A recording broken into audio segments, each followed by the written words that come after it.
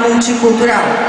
Seus efeitos culturais, econômicos e sociais foram mundialmente conhecidos, inclusive no Brasil, onde influenciou estilos de vida, de moda, de atitudes e principalmente de linguagens.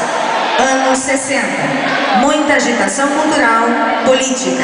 A elegância do vestido estava no gel do cabelo, na camisa impecável, na saia que também dançava no ritmo.